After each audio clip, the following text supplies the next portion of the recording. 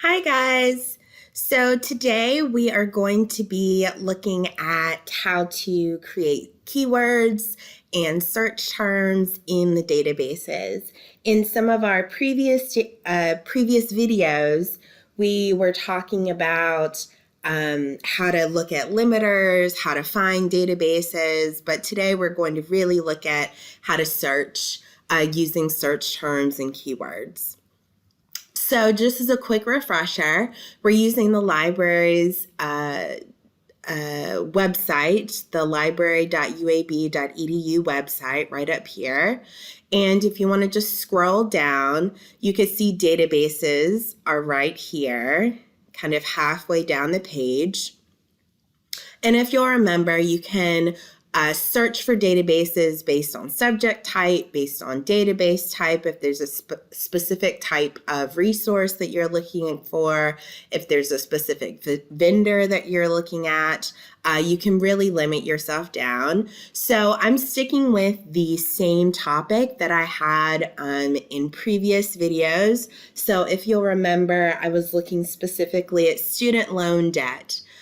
So you can kind of approach it from either an economic or a business standpoint, or you can approach it from an education standpoint, right? So looking at it from the perspective of the student versus from the perspective of a consumer, right? So I want to look at it from the perspective of a student, which is what I am and have been for quite a while. So I'm looking at education and the databases that relate specifically to that topic. So if you'll remember on this page, you'll see our lovely liaisons.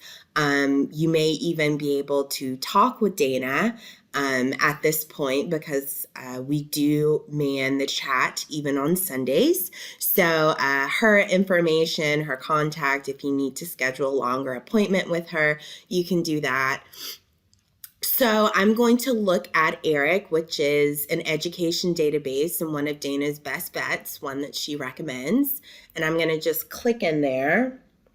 And if you'll remember the three things that you need to do when you get into the database. So the first thing is you need to stack the deck in your favor, right? So with a lot of these databases, not just EBSCO, which is the one who's hosting this particular database, but with quite a few other vendors, such as ProQuest, for example, they host quite a few, so you can search quite a few all at once. So I know I want to look at ERIC. I want to look at education. Maybe I do want to see what's out there as far as from the business perspective. So EconLit may be a good one. And if I forget what's in there or what EconLit is, I can just kind of hover over this little thought bubble and it'll tell me exactly what's in there. Business Source Premier is another really good one. Maybe Business Abstracts, again, looking at this from a business side versus from an education side.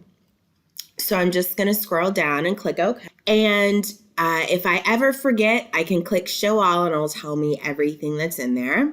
So second thing you want to do when you get into your database after you've stacked the deck in your favor is you want to go into the advanced search function. And this is where those keywords, those search terms will really come into play. So if you'll remember, we had as our topic, we're looking at student loan debt, right? So if you kind of take that apart and parse out those different words, you can start to really get a good idea of the keywords and the search terms that you should kind of plug into your database. And remember, this is important because this is the only way that the database communicates with you and that you can communicate with it. Right? So the better you communicate with it, the better results you'll get back. So let's look at the undergraduate students and what are some good synonyms for undergraduate students. Maybe we could say college students or university students. And since we're not just looking at students, we're also looking at their debt. Let's say student debt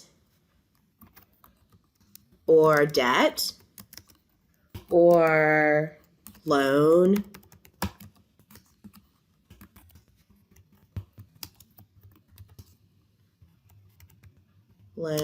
debt or student loan debt.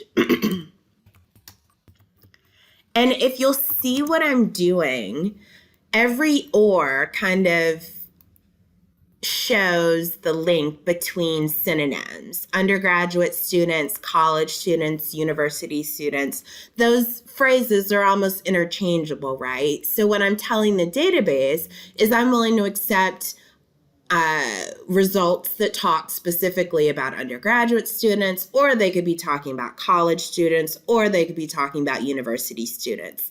Now, how I kind of connect it with student loan debt is with this and, right? So I'm connecting everything here with everything here.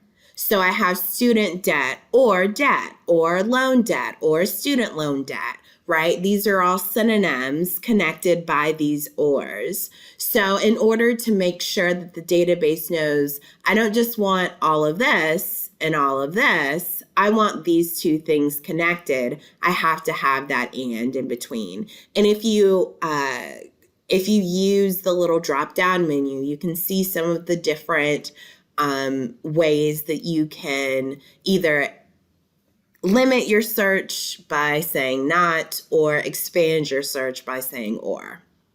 But we're going to save that for another time. Go ahead and click search. And the third thing that you need to remember, first thing, remember we're stacking the deck. Second thing, get into that advanced search so you can see what you're typing in as far as your search terms, your keywords. Third thing is you want to switch this over from date newest to relevant. So the most relevant information ends up at the very top. So these are some of the results that we're going to get back. And you can see how many we have by searching all of these databases, right? Maybe I want to look at the last 2 years. So I'm going to click 2018 to 2019, and that brings me down by quite a bit. I like to have around 75 to 100 results as far as my research, but this is a very, very broad topic. This is super, super broad. So it kind of makes sense that you're going to have a lot of results, more than likely more than that. So just by kind of getting this preliminary, let's see what's out there, let's see how I can limit myself down. Maybe I want to look at financial aid. Maybe I want to look at a specific place, right? These are ways that you can limit yourself down. But since you're just kind of beginning the research process, it makes sense that you're going to have thousands of results.